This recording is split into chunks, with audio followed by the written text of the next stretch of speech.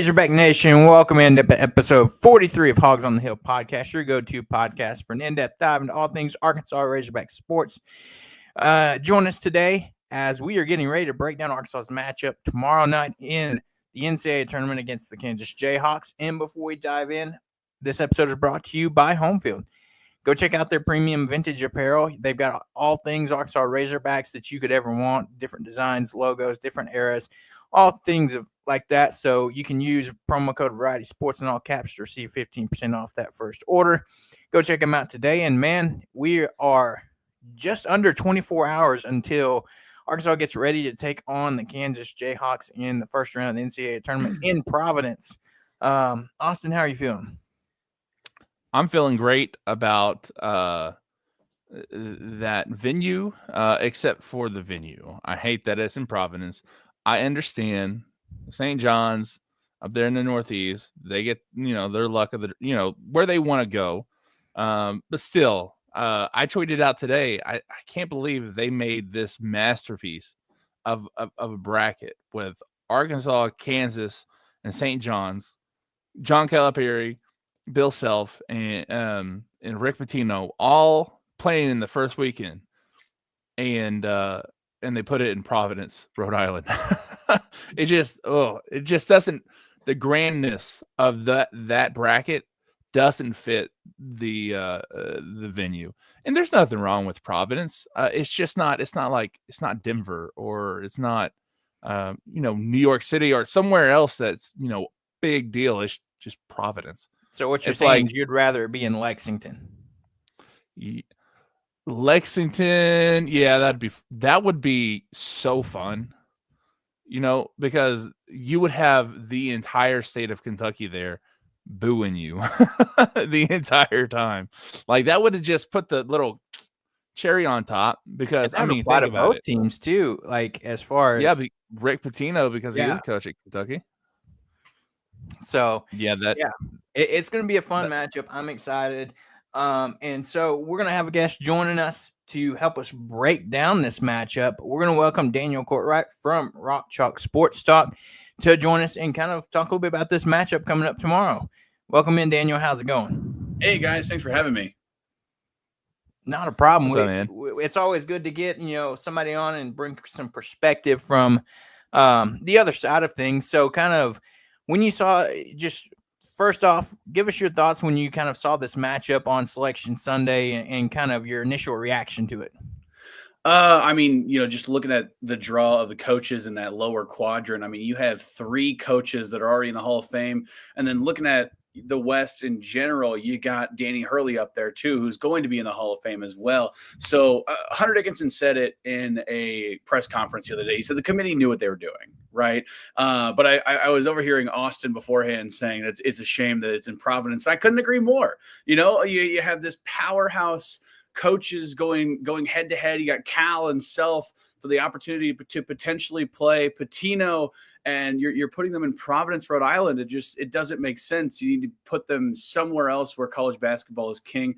But that aside, just looking at this Arkansas team, very tough team. Obviously, they played back on October 25th.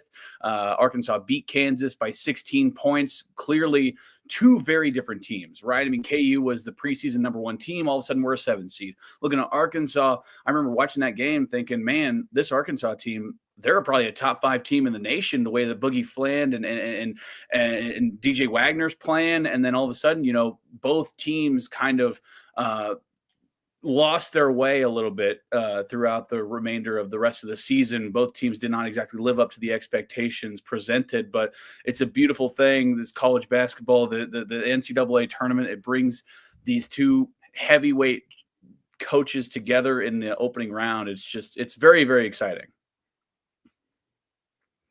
Yeah. And the thing is, so Arkansas got better as the year progressed. I keep saying that this is probably one of the best coaching jobs that John Calipari's ever had, just because of how low Arkansas was. To go 1-6 and then somehow in conference play and somehow make the tournament. It's just night and day from January to March. And I know Kansas has struggled a little bit. I mean, for Kansas standards, Bill Self has been there for 22 years, right? And they've only had double-digit losses, I think, 4 times in that tenure. Yes. Yeah, okay. So, and 2 of them happen to be back-to-back years. So, Right. The last 2 years have not been great for KU. yeah. So I also read this little piece this morning about how it's time to move on from Bill Self, which I think, whoa, hold on a second. How do you feel about going forward with Bill Self and this little slump that Kansas is in?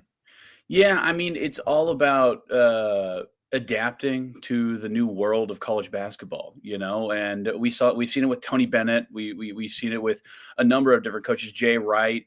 A lot of these guys, they're like, hey, I can't do this anymore. Roy Williams, another great example, even though he was on the older end of the spectrum. But a lot of these guys have to adapt and kind of wade the waters of these uncharted territories that is the NIL era, and players getting paid, and the transfer portal, all of these different things you kind of have to delicately play with. And I think Bill Self has done a relatively good job at keeping up with the times, but I think it's come back to bite him a couple times. I mean, you look at the last few transfer classes that he's had, right? I mean, just this year, right? You have AJ Storr, second team all Big Ten guy last year for Wisconsin, averaging 18 points a game on a Wisconsin team that's not necessarily known for their offensive firepower. All of a sudden he comes to Kansas and it looks like something's missing. Like he's not the same guy that he was. And you look at guys like Nick Timberlake from last year, I can even go back to like Tristan Enaruna, different guys who just didn't necessarily work out. And it's very, very hit or miss when it comes to Kansas. And it's more often than not miss. I mean, you got your Hunter Dickinsons, right? And that obviously 2-time All-American guy coming in from Michigan. That's a little different in terms of the grand spectrum of how many transfers have come in. It really is. You can list a lot of guys who you go, ooh, that didn't really necessarily work out. But in terms of Coach Self moving forward, that rumor's been spread around a lot in my lifetime, right? I remember when I was like a kid and people were talking about the Spurs job opening up because, Greg Popovich, he's going to retire anytime now. And, it took him 15 years to get to this point where he's not there anymore. And R.C. Buford is the general manager of the Spurs, and he was the best man at Bill Self's wedding, I believe. I want to say Tyler Self had a job with the Spurs for a little bit. So that's always been kind of floating around. And then there was also another report that came out where he was holed up in some Stillwater country club somewhere thinking about the Oklahoma State job. But at this point right now, I don't see Self leaving at least this year, because coming up, you have one of the best recruiting classes that you've ever had in Bryson Tiller, in Samis Calderon, and most importantly, Darren Peterson. You have a guy coming in Darren Peterson, who is the number 2 overall player in the nation. I personally think he should be number 1 because he put up whatever it was, 35 points on AJ DiBonsa, who was the number 1. You got a guy of that caliber coming into Kansas. You're going to want to stick around for that. I know these NBA jobs don't come open very often, but I think Bill Self is at a point in his career where he's content in where Kansas is. He's content in staying in Lawrence until he retires. And when he retires, I don't know. I mean, what is he, 62, 63, somewhere around there? I mean, he's probably got 4 or 5 more years left. Same way with Coach Cal. So again, if he wants to test those waters, power to him. I will be a Bill Self fan for life. But at this point, even unbiasedly, I don't really see him going anywhere. But yeah, these last 2 years couldn't have been easy on him, understanding that he is not getting any younger. Yeah, that's a fair enough thought. And like you mentioned earlier too, thinking about the whole era of the new transfer portal and all these type of things, and you kind of, saw Cal take that different approach this year, and it kind of, I mean, yes, Arkansas made the tournament and everything, but as far as roster construction, that's kind of came back to bite him a little bit with some of the issues Arkansas's had, thinking about you have Jonas Adu that, was an all-SEC player at Tennessee come over, and then he's just now getting where he's playing good basketball. Same way with Nelly Davis. You get him over from FAU, supposed to be this, one of the top players in transfer portal, best shooters, and he struggles for, half, 3/4 of the season, and he's really found himself now. And then on the flip side of that, like you have, these 3 freshmen that he brought in, that was committed to Kentucky that followed him to Arkansas. And he tried this shorter rotation with these guys. And he was like, well, we're going to make everybody happy. And then, you're sitting here NCAA tournament time and you've got a 7-8 man roster to work with, which, when it comes to tournament time, like think conference tournaments and NCAA tournaments where you're playing multiple days in a row or every other day. Which how's that going to, by the way, because when he took over, he had a pretty quick turnaround. Wasn't there only like one guy on the roster? Yes. So he had a walk-on the roster technically, and he had about 6 months to put this team together. You can technically, I guess, count Trevor in Brazil as a guy that returned.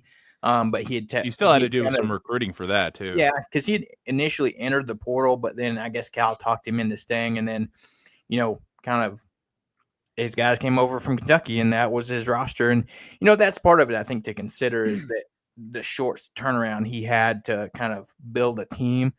But yeah, I completely get it. And, we've seen Cal admit, this experiment didn't work. And so, kind of going back to a more typical roster next year. But yeah, hopefully, pertaining to Austin's question, Kansas fans don't get in a similar attitude to how Kentucky fans were and then just run off the coach essentially. So, right.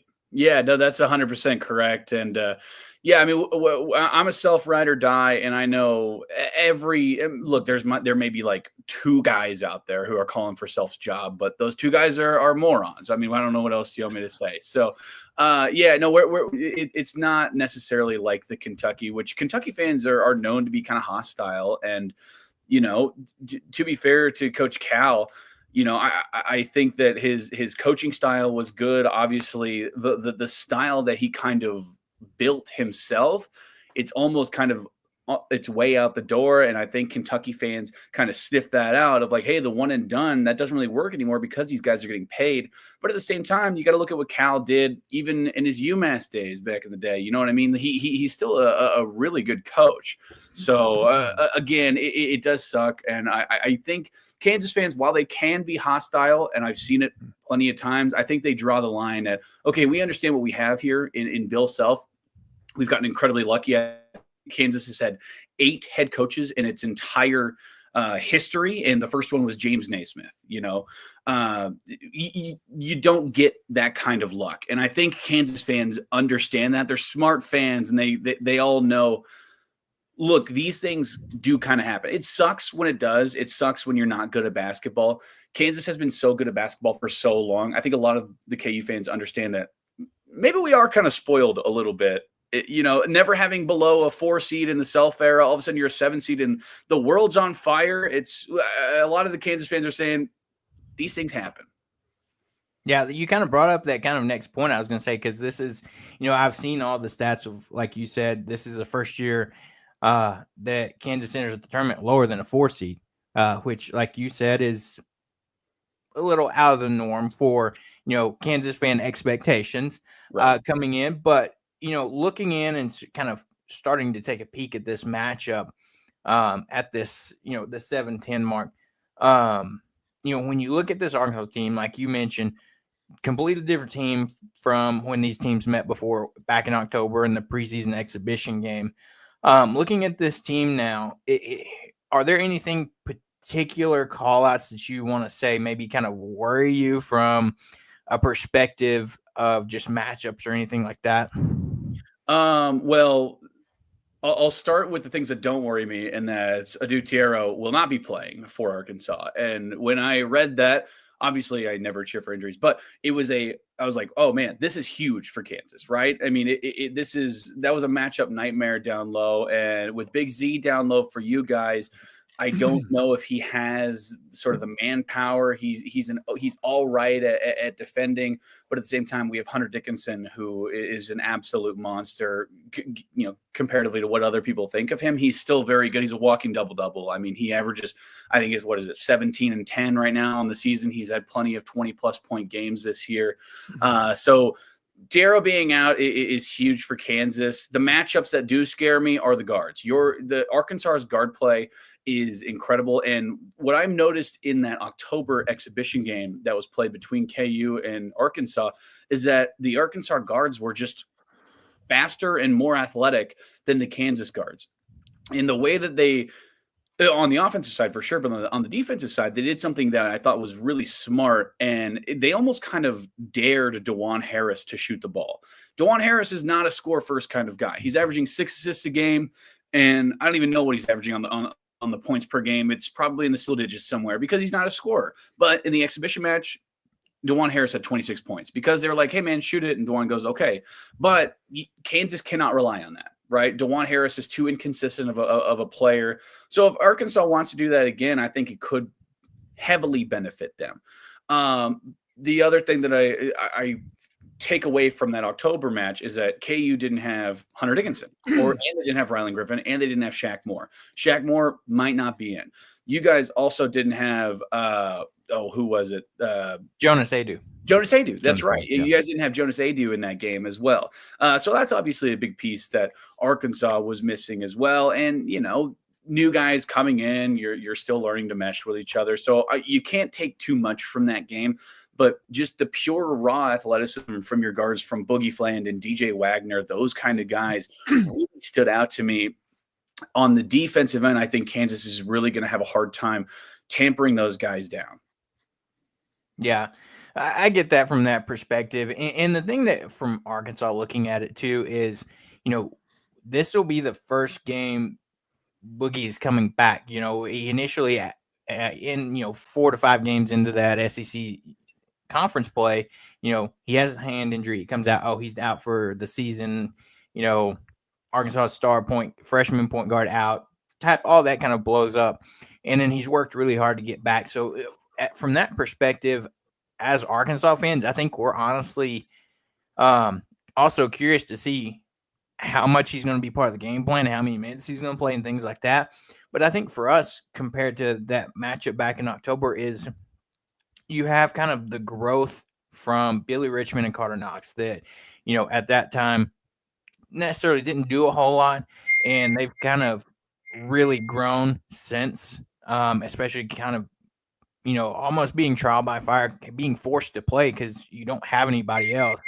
And I think we've seen them grow up a little bit as the season's gone. And so, yeah, I can understand that perspective. And from an Arkansas perspective, my concern is Hunter Dickinson. I think it's going to be a by committee effort for Arkansas between Big Z, Jonas Adu, and Trevin Brazile. It's going to be how can task these guys with, hey, do what you can, and we may have to find stop them best you can, and then go from there.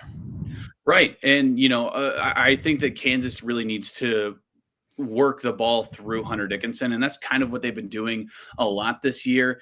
But if teams want to beat KU, they need to sag on Hunter Dickinson and hope that you have some guys who are going into slumps for Kansas, like Zeke Mayo, who went into slump the last part of the season. Rylan Griffin went through a slump in the Big 12 tournament. He started both games in the Big 12 tournament, scored 2 points total.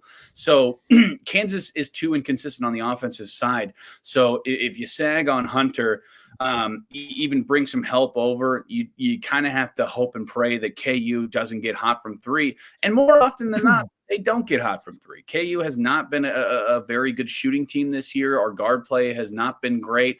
Defensively, they've been okay. It's almost kind of like one of those Kelvin Sampson teams where you kind of grind it out, just hope your defense can stop them and score where you can. Well, KU's defense isn't exactly as good as a Kelvin Sampson or a Tony Bennett-led Virginia team. So that's where the issue really arises for Kansas, and that's where it's kind of come from the last 2 years. But yeah, I think Hunter Dickinson is going to be probably the biggest key player in this game. If you can run the ball through him, and if whenever you do sag, you can kick it out and shoot some threes. I like Kansas's chances in this, but at the same time, you still have to keep up with those really athletic, really quick guards from Arkansas.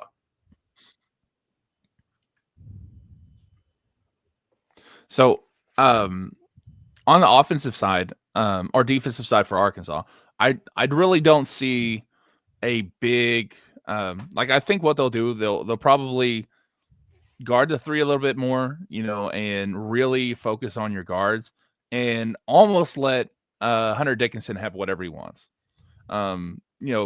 Within reason. Now, but on the offensive side, I'm kind of curious your thoughts.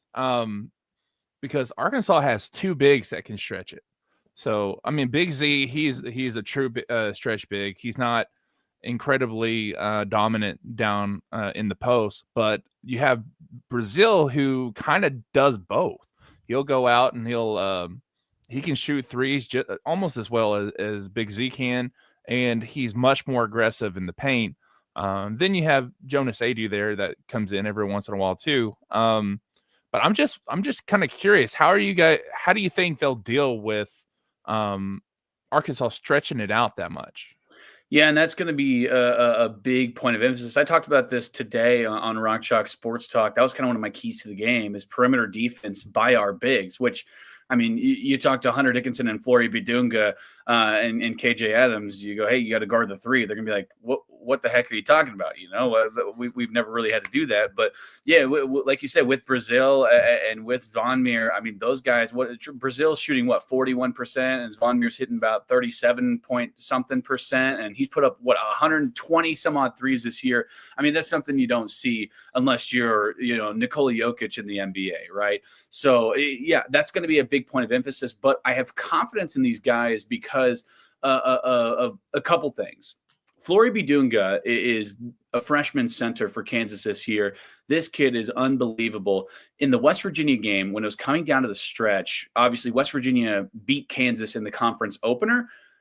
Towards the end of the game, probably for the last, within the last 4 minutes, at least 2 minutes of those, Flory Bidunga, 6'10" guy, long, lanky, plays the five. He was picking up the ball. He's a quick, very good defender. He can get a hand in your face. The only issue with Flory is that he fouls too much. He's averaging about 5.6 fouls per every 40 minutes of the game.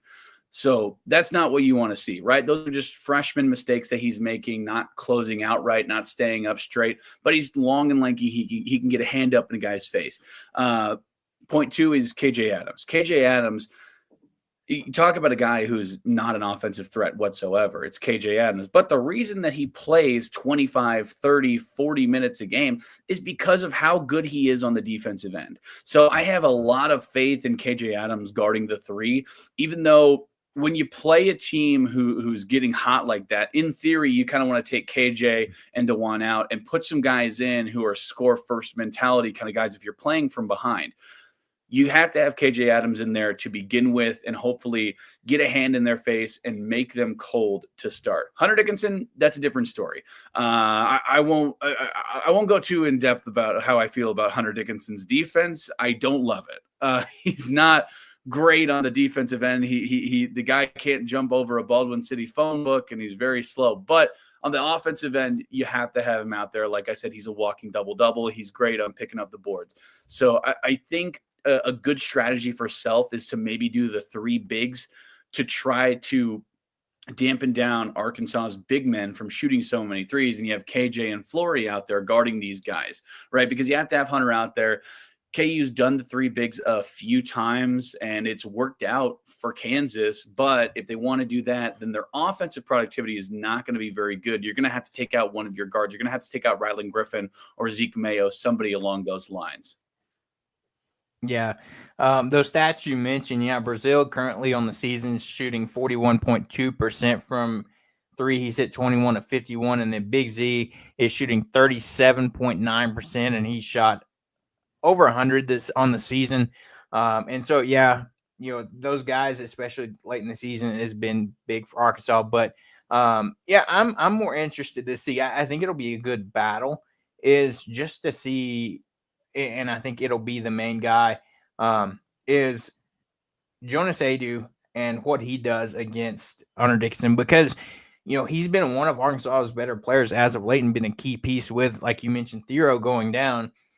Jonas is finally getting healthy. He's really finally,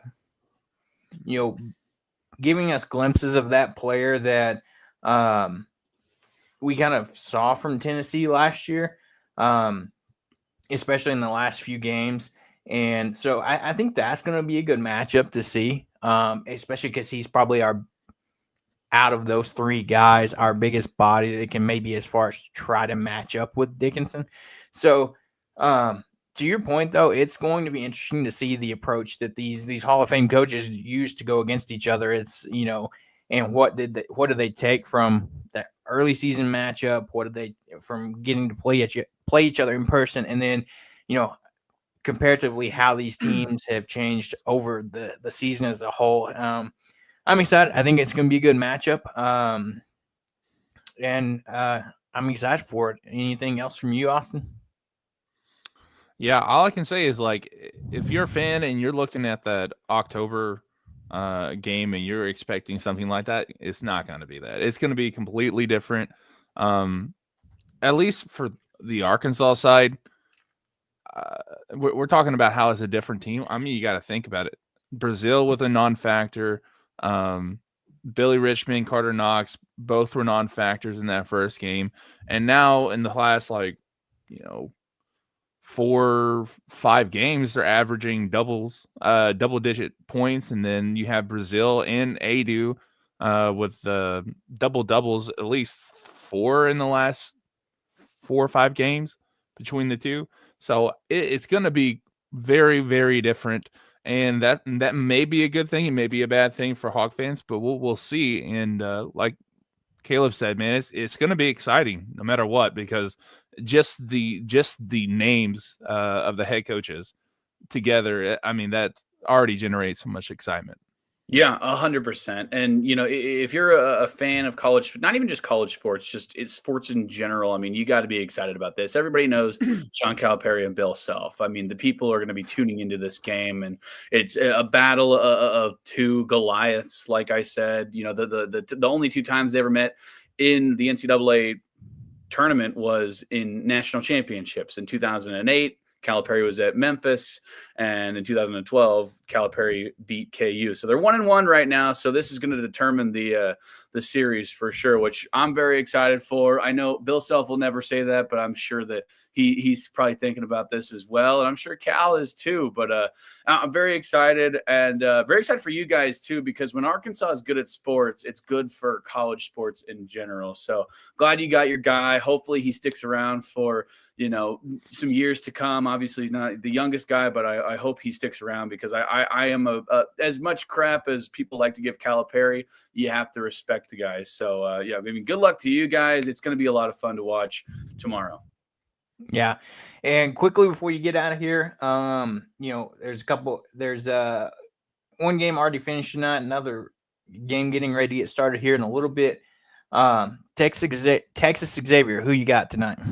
I got Xavier. Texas does not belong in the NCAA tournament. I am very, and here's the thing, you guys probably won't like this. I am not, the SEC bias in the media has bleeded over to the basketball side of things. I'm not saying that the top of the SEC aren't good. I'm saying it's bled down to where they're like, oh, look at Oklahoma, look at Texas. Like those guys don't belong in there. They Oklahoma started off strong. They had their strength of schedules in the 300s to begin with, and then they won 6 conference games. Get out of here with that. So I don't think Texas belongs in it whatsoever. I think Xavier is gonna wipe the floor with them. Yeah, I was saying the exact same thing about North Carolina yesterday. Oh yeah, absolutely. Well, that's and somehow they just 30-piece. Yeah. So yeah, that doesn't take away from the fact that they didn't deserve to be in there in the first place. You know what I mean? Right. So that's what I feel like. I hate Texas with every fiber of my being. Right. But I feel like club. I hated them. You're in the club now. I hated them my entire life when they were in the Big 12, and now you get to deal with them. Oh. So trust me, like, okay, so the whole Southwest Conference thing, it's been in my family's blood forever. I grew up hating Texas, and we didn't even play Texas but like 3 times growing up in like all sports. So no, I completely understand that. But the thing is, I just have a feeling they'll knock it out. I actually, in most of my brackets, I have them going to the second round, just because Texas? It's Texas, and I feel like, yeah. I don't know who do they play. I'm trying to remember who. They play Illinois. Illinois, they're tough. Illinois, and on a neutral court, they are Illinois tough. Is a Final Four team. Yeah. I don't have them in my Final Four. I'm saying they can play like it. Our buddy says we're talking about the SEC bias, but what about this blue blood bias? And I think that's 100%, not 100%, but I think that's probably the big reason why North Carolina is in this tournament. Yeah, well, with North Carolina for sure, right? I 100% agree there. I think if you're talking about the three with Oklahoma, Texas, and North Carolina more so does not deserve to be in the tournament, but that's not taking away that Oklahoma and Texas don't deserve to be in it as well. And plus, maybe the blue blood bias did kind of bleed into Kansas a little bit. We've been sitting on that 7 line, but we also had a few quad 1 wins to begin with. I know the committee kind of takes that into account. Kansas was the last 7 seed. They could have dropped down to an 8 seed. Who knows? You know, we beat North Carolina when we thought they were good early in the year. We beat Duke, we beat Michigan State. So it was good that KU got those ones out of the way early, but kind of crumbled there at the end for Kansas. So I will hand up. I'll admit it. There is maybe a little bit of a blue blood bias. I'm fully aware of that. But again, I'm one of those Kansas fans that understands that we're spoiled and everything. Yeah. Well, we appreciate you jumping on with us tonight and previewing this matchup. I'm excited to watch it tomorrow. It's going to be a fun one. Any last quick things before you get out of here? I have a question for you guys. Okay. So I kind of talked about it a little bit. And I asked Brandon Baker, he's from the 30 Minutes of Hell podcast from the Field of 68. He does Arkansas stuff. We had him on the show today. I asked him about the thought process on Coach Cal right now, because he is kind of known for the one and done. You get incredibly talented guys in there. It's almost like coaching doesn't matter, right? Because you have guys who are so incredibly talented, you're just going to ship them off to the NBA. But now things are kind of different where guys are getting paid. Do you think that it's kind of, I'm not saying this is true. I'm saying, do you think that's kind of exposed Cal over the past few years in terms of, you know, not being able to keep up with the coaching aspect of it now that the playing field is essentially kind of leveled for everybody else? I would say, I wouldn't necessarily say use the word exposed. I'd say maybe show that maybe his thought process was a little outdated. You know, there was middle of the season, you know, an anonymous SEC coach that called Cal archaic.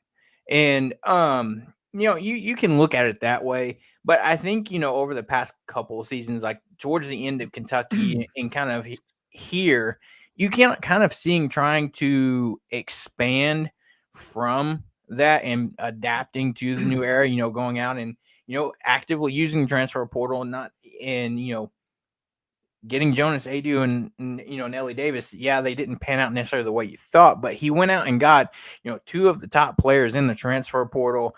And I think and you hinted on it earlier, I think going into this next offseason where he's going to have a full offseason to kind of, you know, go about the transfer portal, you know, having those conversations with the team that's here. I think you're going to see a few guys stay that, you know, maybe, you know, if this was 4 years ago, are a one and done. But I think there's some evolution to Cal that you're seeing. You know, I think maybe it took a little bit of going to a new place, kind of a fresh start, kind of a refresher to help kind of speed that process up. And it also helps with the, you know, the NIL budget that Cal has here at Arkansas with, you know, everything going on with that situation too. Austin, yeah, that makes sense. For similar thoughts, or do you think that? Sorry, go ahead. Well, I was gonna say I don't like the word exposed either. I think he got comfortable.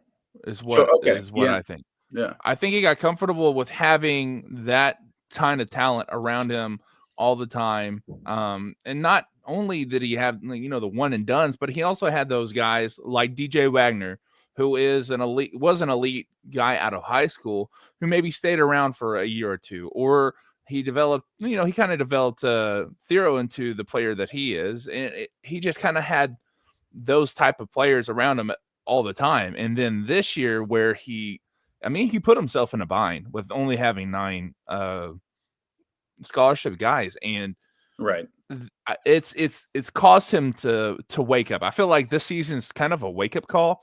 And he's pulling stuff back from whenever he was at UMass, like the Refuse to lose. What's the saying? Refuse to lose. That was a big thing with him at UMass. So I feel like he's reaching for different things and trying to adapt and, becoming the coach that he, once was. But whenever he got to Kentucky, it's whenever you're a warrior, you're out there, at war. But whenever you retire, you get fat and lazy. And then if you have to go back out in the war again, you kind of SOL, right? Right. It's kind of like that. He just got, I don't want to say lazy, but just comfortable. And then now he's having to think, he's having to adapt. And I think he's a better coach for it.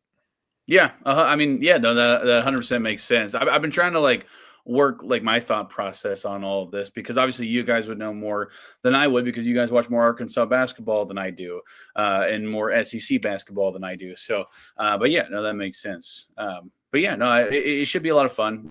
Self Calipari always going to put on a show, man. It's going to be a lot of fun, and I'm happy Cal found a second home that he seems to really enjoy. Yeah. Well, again, we appreciate you taking the time to jump on with us.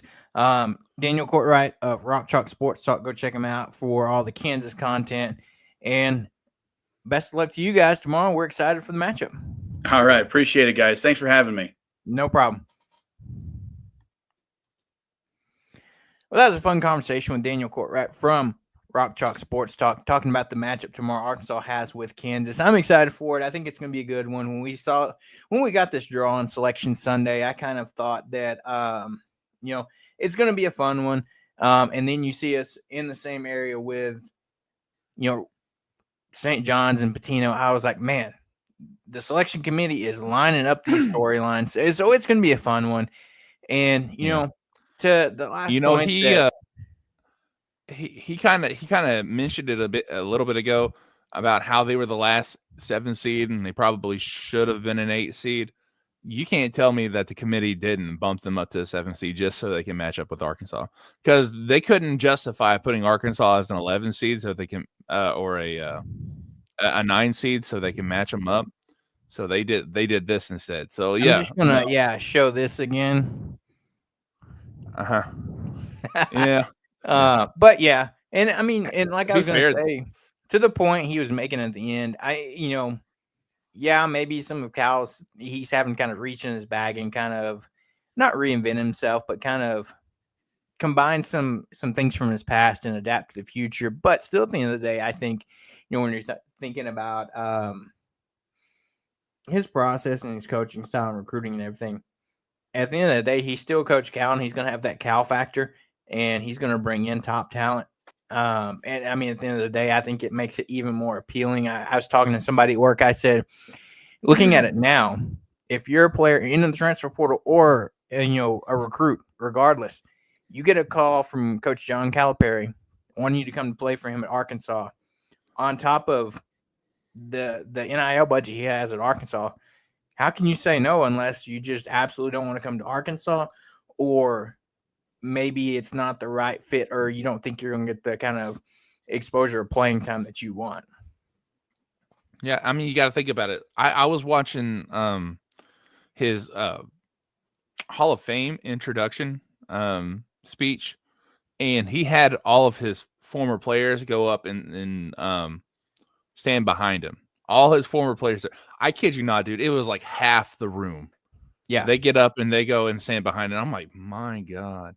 If I were a guy, wanting to get to that level, of course, that's who I'm going to. And the thing is, it doesn't have to be those high school recruits anymore, because you have the transfer portal and you have guys that maybe weren't, recruited as well in high school, like Nelly Davis, or that blossomed a little bit late, that now they can actually help you win right now.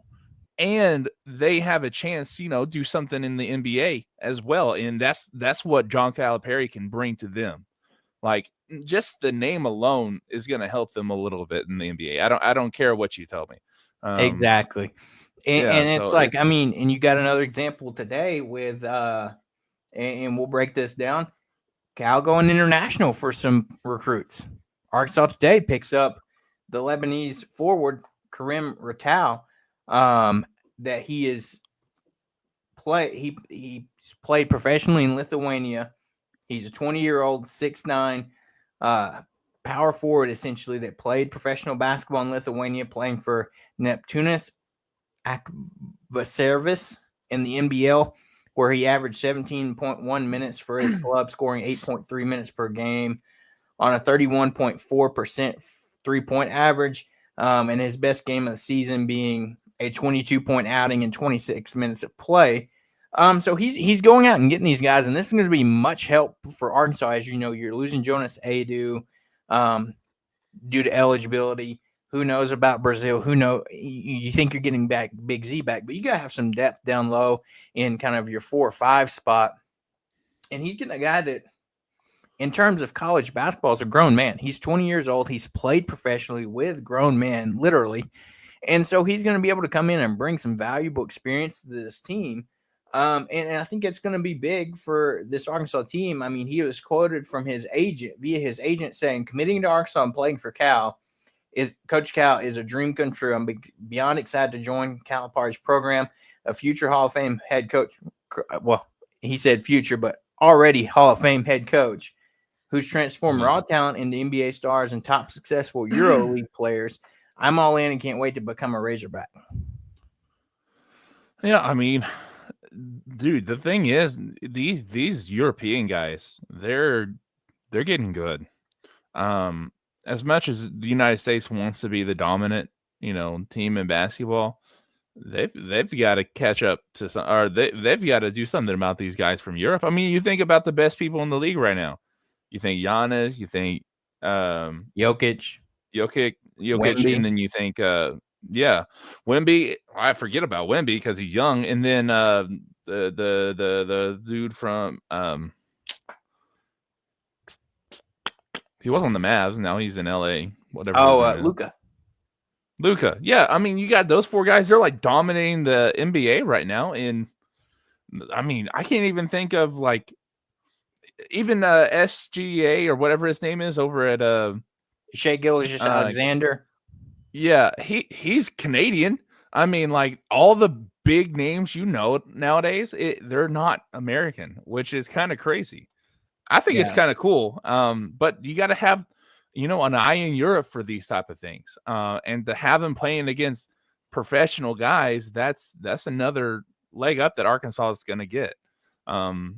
I hope they don't have some kind of like Big Z thing where he has to sit out for half the year and figure out his eligibility, but we'll see. Yeah, I think that's going to be interesting to see how that plays out. But, I think if he has that experience with the Big Z thing, that, maybe this won't be as big of a problem, if you will. But it'll be interesting to see how that works. But that's fantastic. I'm excited to see what we get from Cal when he has a full season to attack the transfer portal. You already see guys entering the portal, with their whatever it may be, with their teams getting knocked out,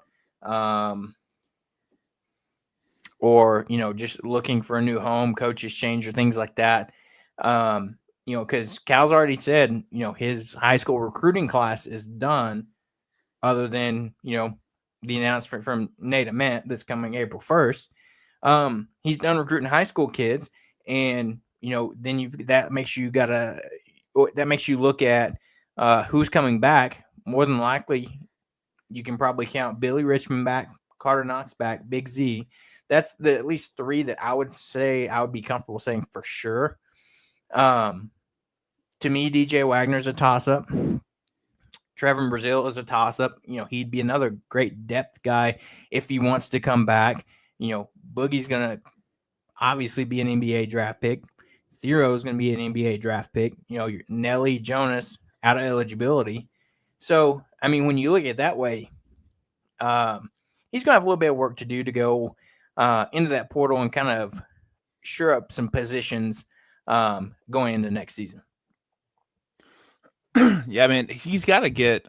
I think the one thing Arkansas has missed this year is a bona fide shooter, because Nelly Davis is good from deep, but he's kind of like all around. He can drive it. He can, shoot mid range stuff. He can shoot from outside.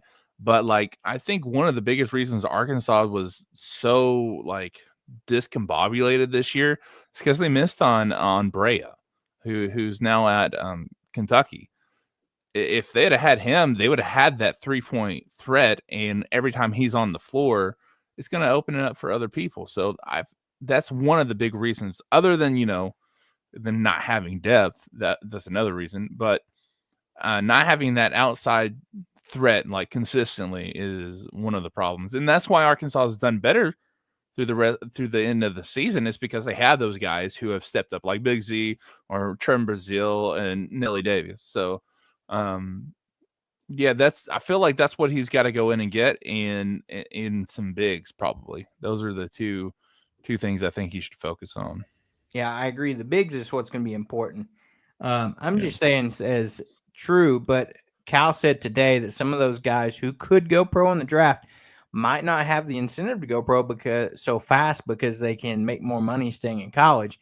And that's true because some of these college kids are probably with NIL deals making more than what they would in the G League because unless you're a top 5 to 10 pick, you get drafted, you're more than likely going to go play for the G League for a little bit and not be making that true NBA money just yet. You're going to play in the G League a year or two, depending on how you progress. So you're not going to go straight to, being a rotational player your first season in the NBA unless you're just like insanely talented, like, some of those guys we listed or things like that. So, I mean, that's another factor to look at, and it could be very interesting.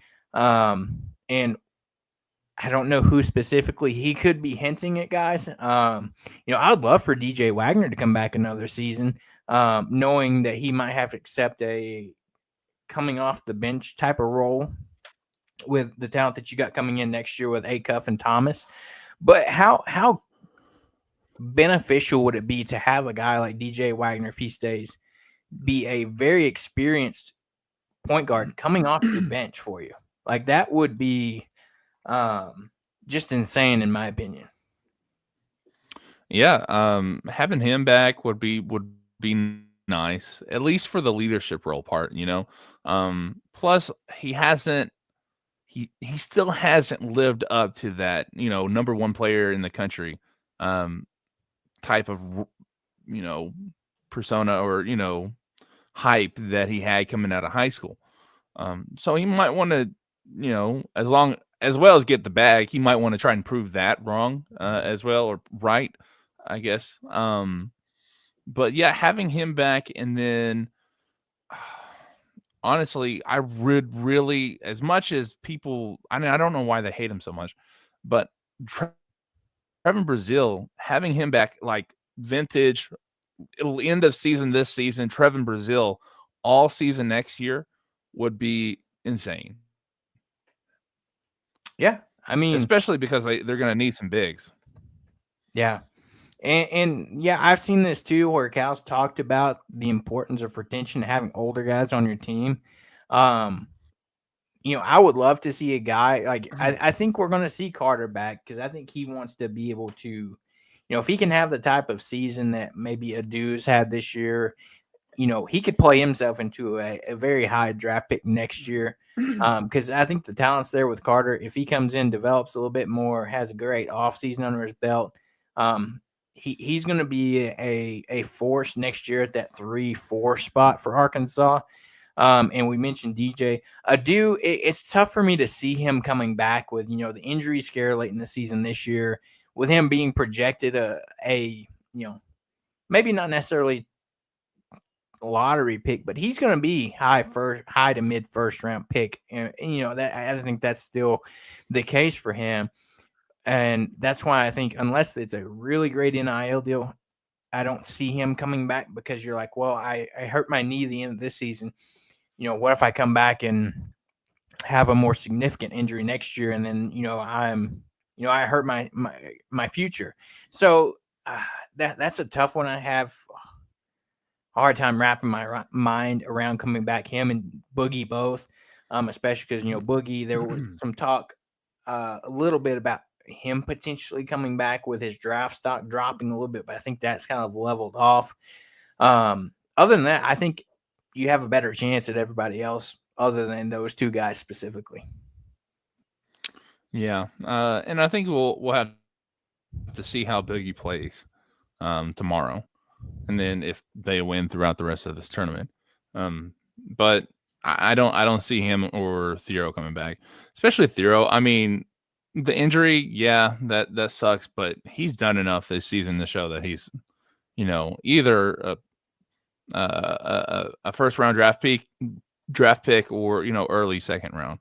And if you look at like Jalen Williams over at the Thunder right now, he was a mid to early, I think, second round pick, and he was in the G League. He bumped up and came back down. He just worked at it and got a 2-way deal like that, and he's playing, I think, pretty much strictly for the Thunder, and it's only been a couple years, so it's not like they're going to get there and be stuck in the G League necessarily for 2 years. They can bump back up and back forth, down yeah. just depending.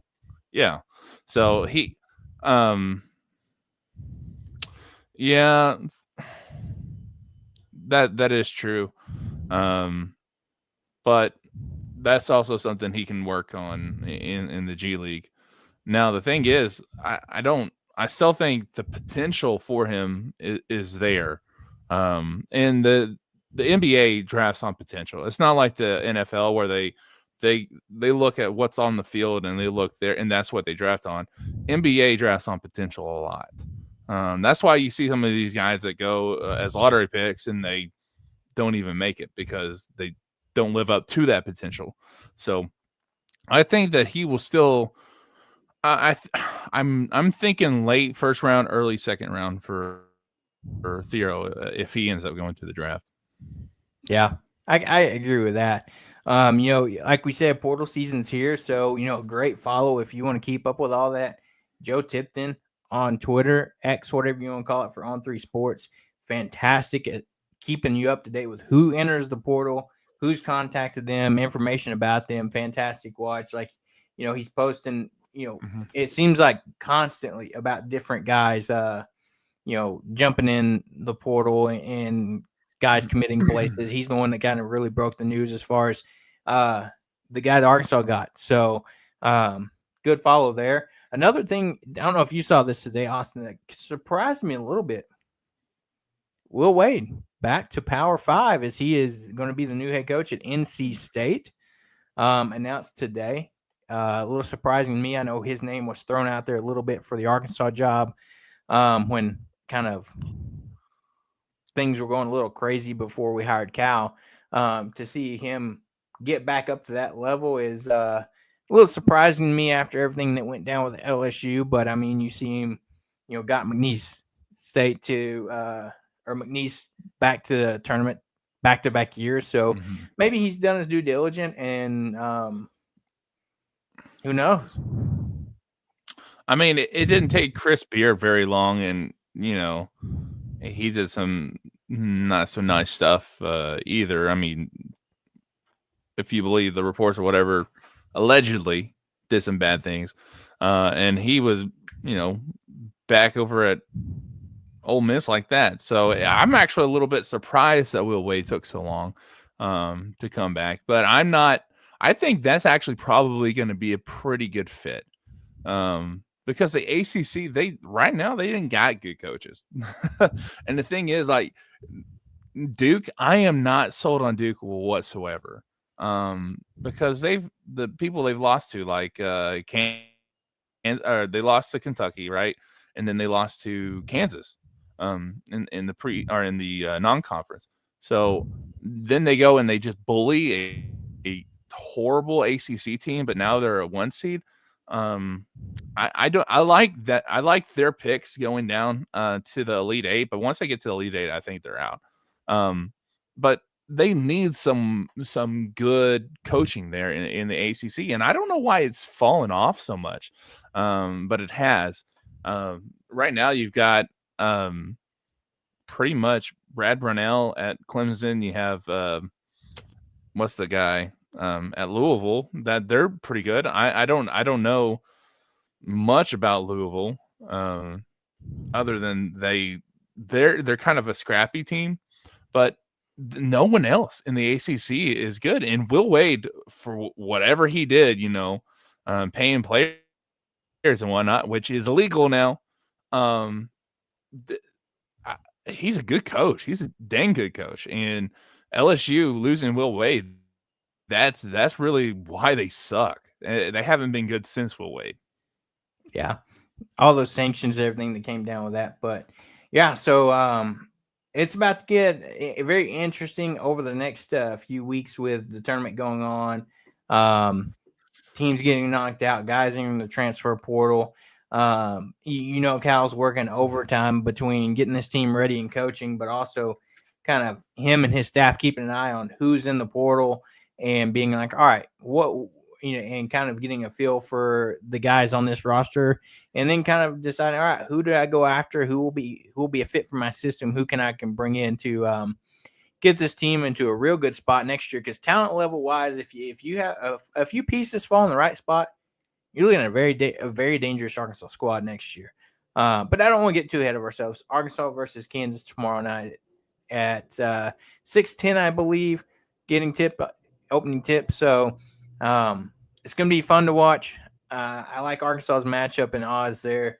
I would love to see the storyline of Cal gets the win over Self and gets to match up with Patino.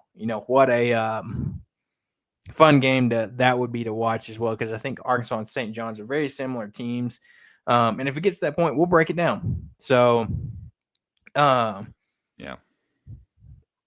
Before we get out of here, go ahead. I was going to say they're kind of similar, but the thing is, St. John's, they can't shoot threes and they rebound like crazy. And the thing is, both of those things have been bad for Arkansas on defense, but since they can't shoot threes, I feel pretty good about that. I'm just previewing it just in case they win tomorrow. There you go. We'll jump over to Arkansas baseball. Had a couple midweek games this week against Oral Roberts yesterday and today before South Carolina comes to town for the home SEC opener in Baum-Walker. And Arkansas wins yesterday's game 4-1. In a lower scoring game, you had Ben Bybee get the midweek start, a guy that we've talked about with Hawgs too, that is Arkansas's midweek guy. For the most part, and that's kind of the role that he's fallen into. He gets the start for Arkansas, goes 4 innings, only allows a 1 hit, gets 5 strikeouts on 55 pitches.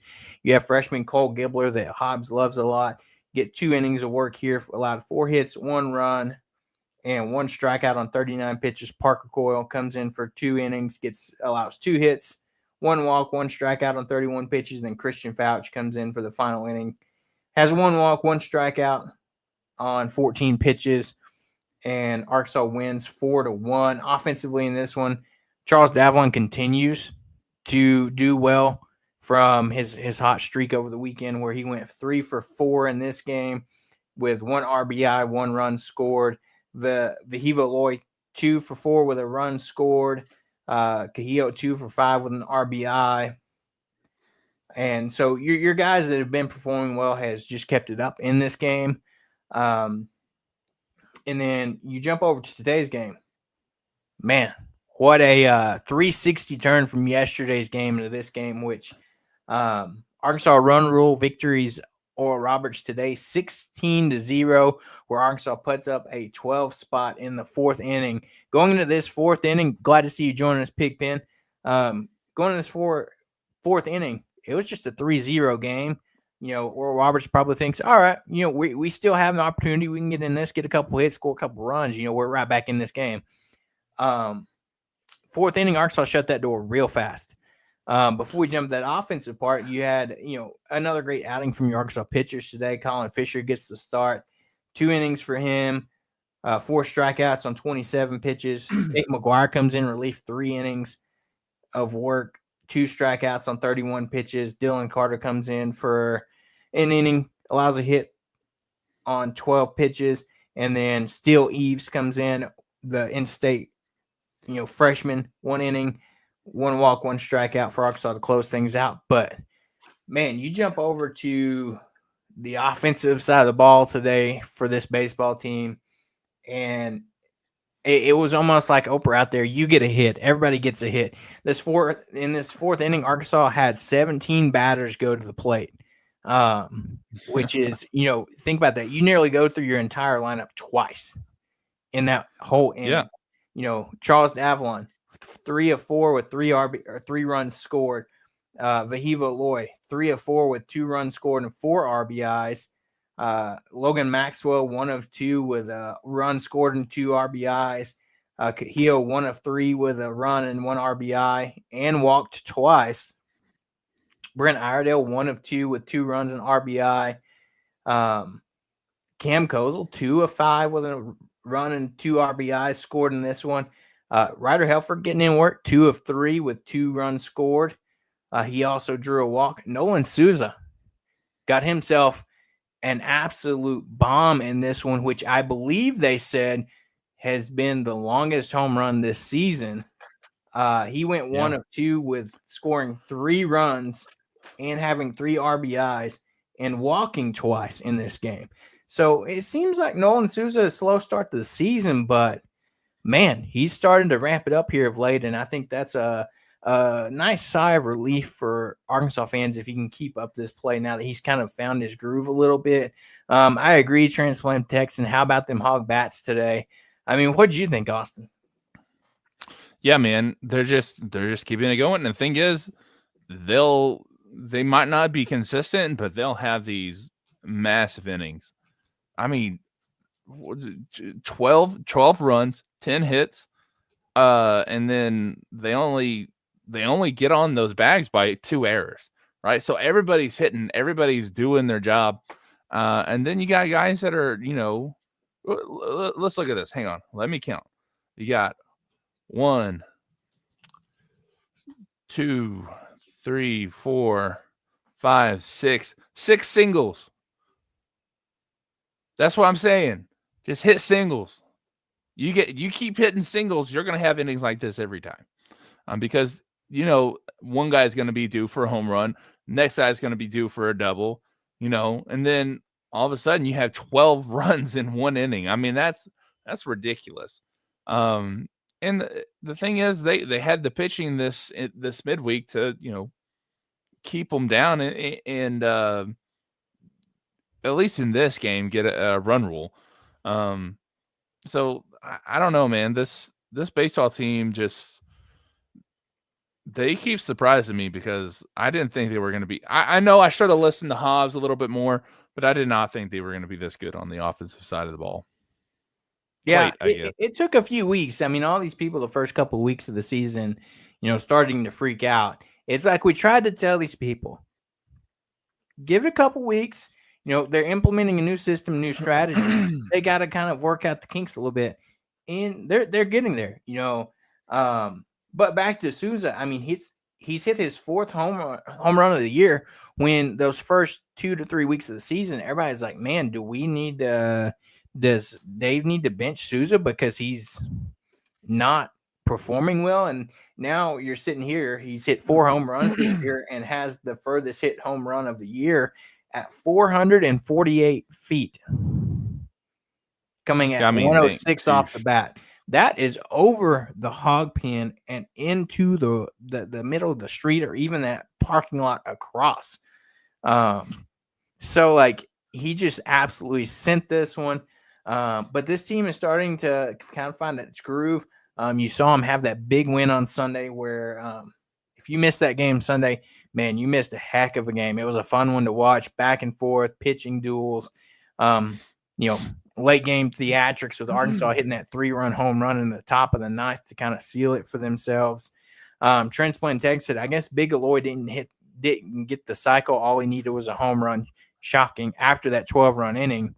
And yeah, unfortunately, he did not get the cycle because they actually took him out of the game and put the freshman Gabe Frazier in. So not letting him get the opportunity to hit for the cycle. But, when you have a 12-run inning, yeah, you kind of want to get those freshmen some work when you can, get these starters some rest.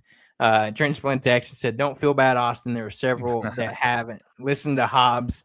Are the Hog bats." So, to be fair, I wasn't like skeptical. I just had to be okay. I wasn't super skeptical. I was just a little skeptical. Okay. fair enough. Yeah. But big win there for the Hogs. So they'll be back in action starting Friday at 6:30 for South Carolina coming to town. First SEC opener. We mentioned it last week. Going on the road to Ole Miss was the first time that Arkansas didn't open up conference play at home since like 2019. Big Ben said, "Seems like one of the best hitting teams that we've had in a way." And I mean, it really does. I mean, we knew the talent that they brought in over the offseason via the transfer portal and some of these freshmen that came in. The different approach that they've talked about with, like Austin likes to say, just hitting singles and putting balls in play. I mean, you're seeing a lot more of that, but Arkansas also hasn't gotten away from, I guess, quote unquote, its bread and butter with the long ball. They're still hitting plenty of those, but if you notice, they're a lot less single shot home runs and they're 2-3 run home runs because you're getting those guys on base by hitting doubles and singles. And then, go ahead, keep hitting those home runs and scoring 2-3. That's how you have 12 run innings like you had today. Putting guys on base and putting it over the wall. So, yep. So fantastic stuff there. Hopefully this gross weather outside right now clears out and we have a nice weekend for Arkansas baseball. I know Friday and Saturday is supposed to be nice. Chance of rain on Sunday, so we'll have to see how that turns out. But get out the ballpark and watch some Arkansas baseball this weekend. And hopefully, we're watching Arkansas basketball on Saturday as well.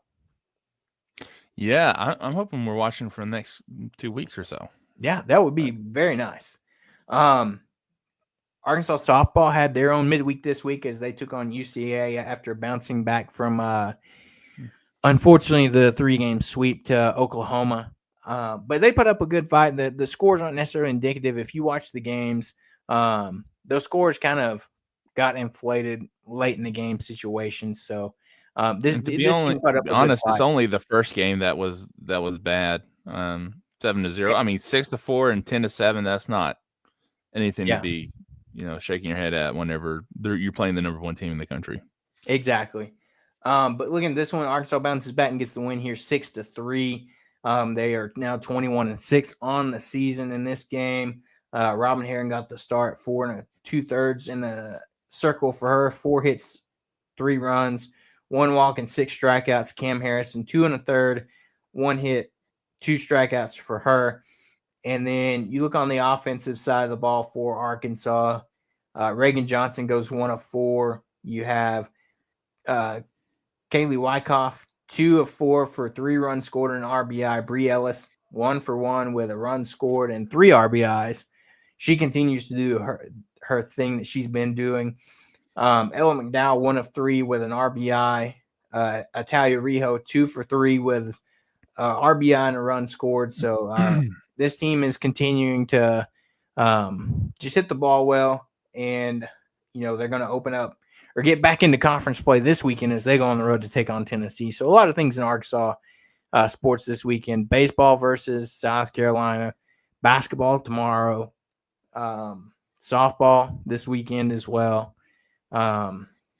So it's going to be another chock full weekend, and hopefully we're seeing Arkansas basketball on Saturday as well. I'd love to see that, like Austin said, and over the next few weeks. So it's going to be a fun, busy weekend for Arkansas sports. Anything else from you, Austin, before we get out of here? No, man, I think that's about it. I'm excited for this weekend. A lot of stuff going on. Hopefully we have the basketball going on a little bit longer, and then I'm looking forward to this nice easy series against South Carolina, and then a good one with Tennessee. Yeah, that's going to be a big one. But yeah, before we get out of here, don't forget to like and subscribe to the show and our YouTube channel. Hit that bell so that way you know anytime we go live. And if Arkansas gets the win tomorrow, we may come back with a preview show on Friday, or something like that. We'll figure it out and let you guys know. But it's going to be a fun weekend. Like Transplant Tech said, hoping the Hog Bats led the way to a winning weekend of Hog Sports. I agree 100% there with you. Also, don't forget to check us out on Spotify, Apple Podcasts, wherever you find your podcasts at. And with that, everybody have a, I was about to say Friday. We're doing the show on Wednesday, so have a great end of the week, Thursday and Friday for you guys. And we'll keep you updated and potentially see you sooner than Sunday. But if not, we'll see you guys Sunday for our Razor recap to get you caught up on everything that happened over the weekend in Arkansas sports. So until then, we're going to get out of here, and we'll see you next time.